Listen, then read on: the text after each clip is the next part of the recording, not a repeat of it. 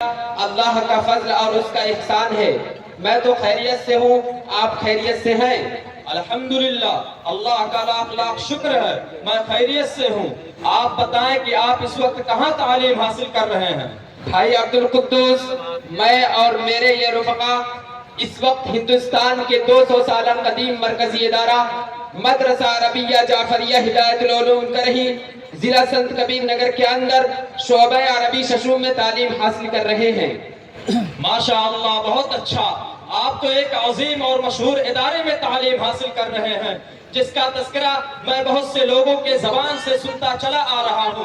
تو اس حسین موقع پر میں آپ سے سب سے پہلے آپ کے مدرسے کے موجودہ صورتحال و قبائح بعد میں معلوم کروں گا، لیکن میں آپ سے سب سے پہلے یہ پوچھنا چاہتا ہوں کہ آپ کے مدرسے کے سلسلے میں یہ بات مشہور و معروف ہے کہ آپ کا مدرسہ عربیہ جعفریہ ہدایت العلوم کرہی، اس کا قیام ازہر ہند دارالعلوم دیوبند سے پہلے ہوا ہے۔ تو آپ بتلائیں کہ اس کی بنیاد کب اور کس نے رکھی، اور دونوں اداروں کے درمیان کیا خاص تعلق ہے؟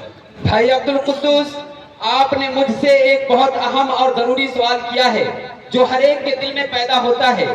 تو آپ سنیے، ہمارے اس ادارے کی بنیاد سید احمد شہید بریلوی رحمت اللہ علیہ کے خلیفہ وامیر منشی اور مجاہد بالا کوٹ جناب حضرت مولانا جعفر علی صاحب نقوی رحمت اللہ علیہ ساکن مجھوا میر ضلع بستی نے بالا کوٹ کی جنگ سے واپسی کے بعد کرہی کے حاجی عباد اللہ صاحب رحمت اللہ علیہ جو حضرت والا کے ساتھ بالا کوٹ کی جنگ میں شریک تھے، ان کی دعوت پر کرہی تشریف لائے اور 1832 عیسوی میں ہمارے اس ادارے کی اپنے دست اقدس سے بنیاد رکھی اور کرما خان کے حاجی شبراتی رحمت اللہ علیہ کو بچوں کی تعلیم پر مقرر فرمایا اور خاص طور سے علاقے میں چمپارن بہار، اعظم گڑھ، گونڈا اور نیپال تک دعوت و تبلیغ میں پوری زندگی مشغول رہے اور ہمارے اس ادارے کی سرپرستی کرتے رہے۔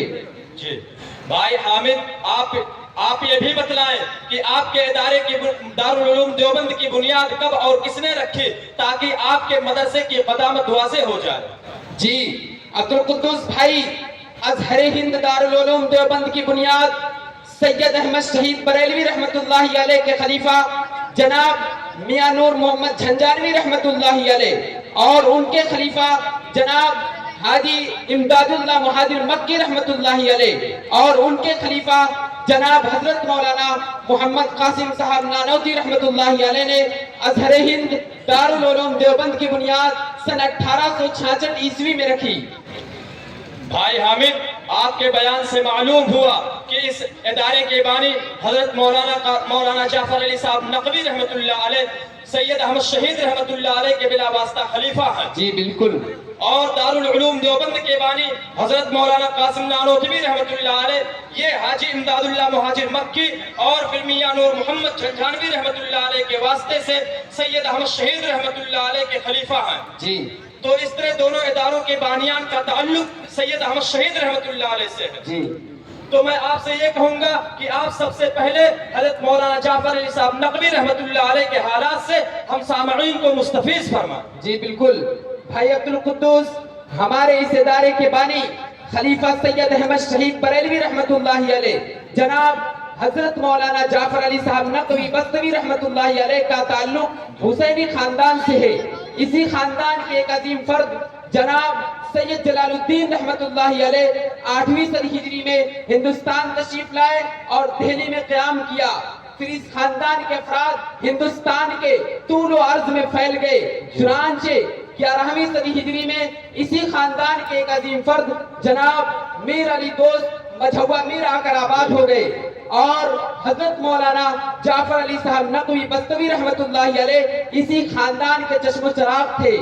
آپ کی پیدائش 20 رمضان المبارک سن 1803 عیسوی میں ہوئی۔ آپ نے ابتدائی تعلیم اپنے والد سے حاصل کی اور تکمیل علوم کے لیے لکھنؤ تشریف لے گئے اور وہاں ماہر اساتذہ کرام سے علم حاصل کیا۔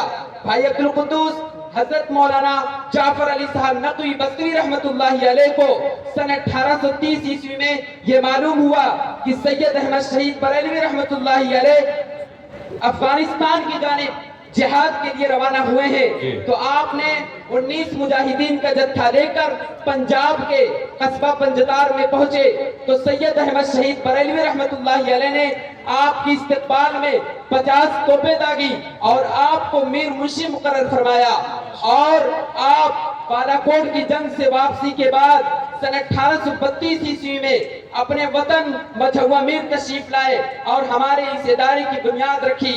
آپ کی تصنیفات میں وصایا، رسائل، مکتوبات کے علاوہ ایک اہم کتاب المنظورۃ السوداء فی احوال الغزاة والشہداء ہے جو فارسی زبان میں ہے، جس کا ترجمہ ہمارے اس ادارے کے صدر اور اسی خاندان کے چشم چراغ جامعہ عربیہ حضور آبادہ کے شیخ الحدیث جناب حضرت مولانا جعفر علی صاحب، جناب حضرت مولانا مفتی عبید اللہ صاحب الاسعدی دامت برکاتہ العالیہ نے کیا ہے، جس کا نام حیات جعفر ہے۔ بھائی عبدالقدوس حضرت مولانا جعفر علی صاحب نقوی بستوی رحمت اللہ علیہ کے حالات میں یہ بات معروف و مشہور ہے کہ آپ کا قیام جس گھر میں ایک دن یا 2 دن کے لیے بھی ہوا ہے، آج تک اس گھر میں دینداری پائی جاتی ہے۔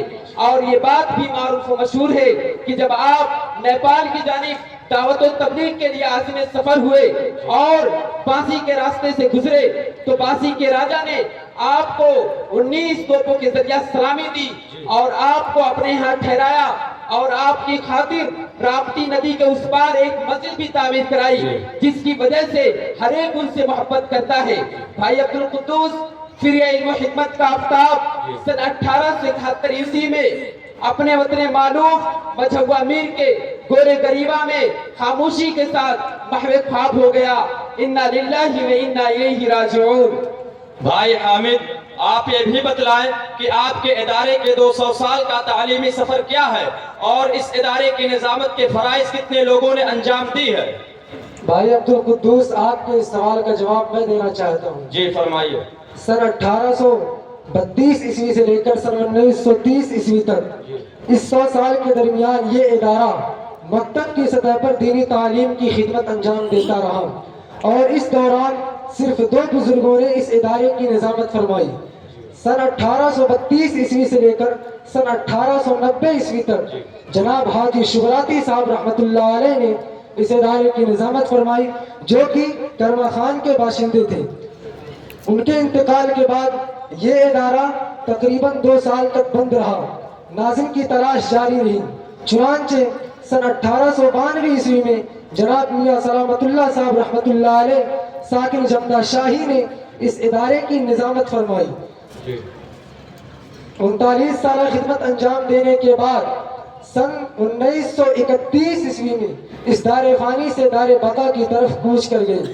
اس 100 سال کے بعد اس ادارے کو ایک دیدہ شخصیت، عالم ربانی، بانی ثانی حضرت مولانا ہدایت علی صاحب رحمت اللہ علیہ نے بار نظامت کو اٹھایا اور عربی کی تعلیم شروع کی، اور 5 سال کے اندر 5 طلبہ کو مشکات شریف تک کی تعلیم دے کر کے مظاہر العلوم سہارنپور بھیجا اور اس مدرسے کی روداد لکھی، جس میں مدرسے کی آمد و صرف کو تفصیل کے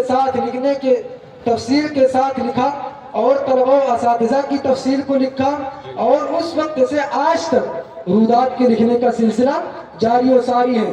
اور الحمدللہ ہمارے اس ادارے میں 100 سال سے لے کر آج تک کی روداد بالترتیب موجود ہے، جو اس بات کی شہادت دے رہا ہے کہ ہمارے اس ادارے میں 100 سال سے لے کر آج تک عربی ششم تک کی تعلیم دی جا رہی ہے۔ کسی شاعر نے کہا ہے کہ 1000 سال نرگس اپنی بے نوری پہ روتی ہے، 1000 سال نرگس اپنی بے نوری پہ روتی ہے، بڑی مشکل سے ہوتا ہے چمن میں دیدہ پیدا۔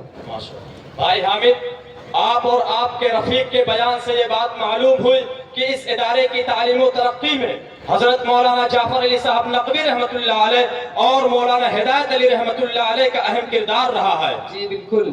اور بھائی حامد، آپ کے بیان سے مولانا جعفر علی صاحب نقوی رحمت اللہ علیہ کی تاریخ معلوم ہو چکی ہے، مناسب یہ ہے کہ حضرت مولانا ہدایت علی صاحب رحمت اللہ علیہ کے مختصر حالات بیان کریں۔ عبدالقدوس بھائی، میں اس سوال کا جواب دینا چاہتا ہوں۔ جی فرمائیے۔ مولانا ہدایت علی رحمت اللہ علیہ، جنہیں بابا کے نام سے جانا جاتا ہے، جن کے تلامذہ کی ایک بڑی تعداد آج بھی موجود ہے، ان کی سوانح پر مستقل کتاب کی ضرورت ہے، اس موقع پر بیان نہیں کیا جا سکتا ہے۔ ان کی شخصیت کو جاننے کے لیے آپ اتنا سمجھیے کہ آپ کی عظمت و محبت علاقے کے تمام لوگوں کے دلوں میں جا گھسی اور زبان زد عام و خاص ہے۔ آپ اخلاص و للہیت کے پیکر اور درس نظامی پر کامل دسترس رکھتے تھے۔ آپ کی کوششوں سے یہ ادارہ بزرگان دین کی زیارت گاہ بن گیا۔ چنانچہ اساتین امت کا عظیم کارواں اس ادارے سے ہو کر گزرا اور انہوں نے اپنے تاثرات لکھے اور بیان کیے۔ سرخیل کارواں مجاہد آزادی شیخ العرب والعجم حضرت مولانا سید حسین احمد مدنی رحمۃ اللہ علیہ کی آمد مسعود اس ادارے اور علاقے میں بار بار ہوئی ہے۔